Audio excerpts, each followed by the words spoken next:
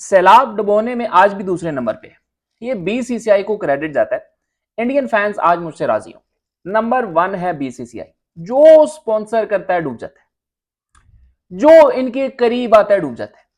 Sponsors इनसे छुप रहे हैं, हमें ढूंढ ना ले गई ये। क्यों?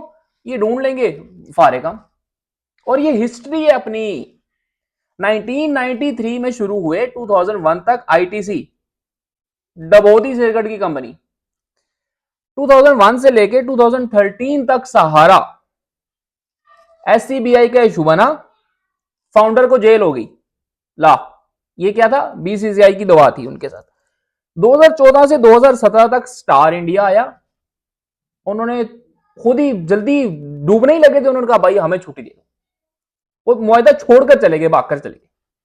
अच्छा, फिर 2017 से 2019 तक ओप्पो आया। इनकी ओप्पो के साथ लड़ाई होगी, इन्होंने ओप्पो का बाइकआउट कर दिया। फिर 2019 से 2023 तक ये बेजूस आया और ये इतना फाइनेंशियल बर्बाद हुआ बीसीसीआई के साथ जुड़ने के बाद कि ये बेचारा खत्म ही हो गया। कहीं इसका कुछ बचा ही नहीं, इसके हथे पल्ले कोई रुपया ही नहीं रहा। फिर अब 2023 से 2025 तक ये ड्रीम 11 आया, ये भी बैन हो गया। अब देखो इसका फाउंडर कब जेल जाता है। तो भाई जो जिसका हक है वो उसको मिलना चाहिए, ठीक है। बीसीसीआई डुबोने में नंबर 1 है। मानो ना, क्यों नहीं मानते? अब मैं मान रहा हूं। अब कोई ना मुझे कहे जी ये हमारे खिलाफ बोलता है, मैं अब सच बता रहा हूं भाई, बीसीसीआई नंबर 1 है डुबोने में। Good, well done, good job BCCI, क्या बात है। इसके अलावा ट्रेविस हेड की रैंकिंग का सारा क्रेडिट भी इंडिया को जाता है। वो किसी के खिलाफ नहीं चलता ये। इसको नीला रंग दिखा दो, इसको बता दो कप्तान रोहित शर्मा है अगली टीम का, और भाई इसको जिन नहीं पड़ जाते, ये पागल नहीं हो इसकी। मैं कहता हूं अगर सिर्फ इंडिया के खिलाफ इसके रन्स निकाल दो ना, यकीन जानो ये कहीं टॉप 50 में भी नजर ना आए। इसने इंग्लैंड के खिलाफ ये नहीं चलता, अफ्रीका के खिलाफ ये नहीं चलता, पाकिस्तान के खिलाफ ये नहीं चलता। जहां इसको इंडिया नजर आता है ये लंबा डाल लेता है, जहां इसको नीला रंग नजर आता है ये उनको लंबा डाल लेता है। भाई साहब टेस्ट में और वनडे में वो आ चुका है रैंकिंग 11 पे, ठीक है। एक आध सीरीज उसने इंडिया के साथ और खेलनी है और बस क्या वो अंदर हो जाएगा टॉप 10 के। T20 में वो 5वें नंबर के ऊपर आ चुका है, ठीक है। हालांकि आप देखें अभी जो T20 सीरीज हुई है साउथ अफ्रीका के खिलाफ, उसने कुछ भी नहीं किया, लेकिन मेहरबानी है इंडिया की। इंडिया ने उसको इतने रन बनवाए हुए हैं, इवन के फाइनल्स में आके वो इनकी मार के चला जाता है, और ये घर में घुस के मार के चला जाता है वो इनकी, और ये बैठे रहते हैं नवाबजादे। हम क्या करें? बस ठीक है, फिर रखो सर। अच्छा, अब अगली खबर सुनो। अब जो हमारे अपने हैं, अपने अपने ही नहीं रहे। मोहम्मद हारिस ने एक इंटरव्यू में ये कहा, बड़े लाइटर मोड में, चले हम इसको ले लेते हैं, कि बाबर आजम को सीखना पड़ेगा कि स्ट्राइक रेट तेज कैसे करते हैं मेरी तरह।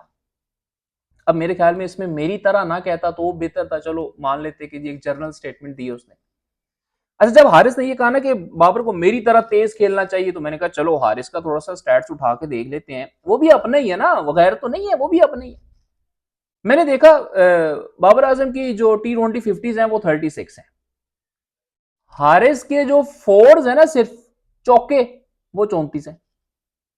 और मैंने कहा इसमें सीखना क्या था हारिस से। हारिस भी कोई आज का तो नहीं है, ये मैं कहूं जी 2 महीने पहले आया, 4 महीने पहले आया, इसको भी काफी साल हो गए हैं। ये आ रहा है टीम में, आ जा रहा है, आ जा रहा है, आ जा रहा है, जगह नहीं बन रही ना इसकी। टिक के नहीं खेलता, तेज खेलने के चक्कर में जल्दी आउट हो जाता है, और फिर आउट भी जल्दी हो जाता है। तो भाई देखो, थोड़े मशवरे दो बाबर आजम को, ठीक है।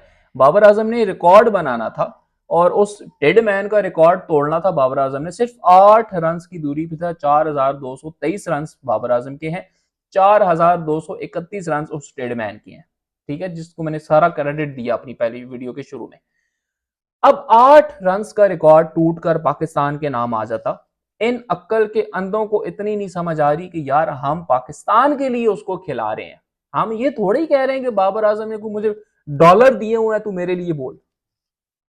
और भाई जब एक बंदा खेल रहा होता है तो मेहरबानी किया करो, उसके कुछ स्टैट्स भी देखा करो, उसको स्टैट्स देख के उस फैसला किया करो।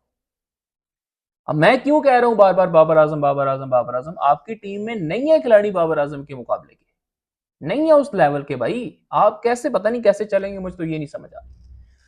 अच्छा, उसके अलावा नाज़रीन, पाकिस्तान वर्सेस अफगानिस्तान सिर्फ 2 दिन बाकी हैं और प्लेइंग 11 क्या होगी ये मैं आपको कल बताऊंगा, लेकिन आज इतना बता देता हूं कि नए लड़के होंगे। सुफियान मुकीम होगा, दानियाल होगा।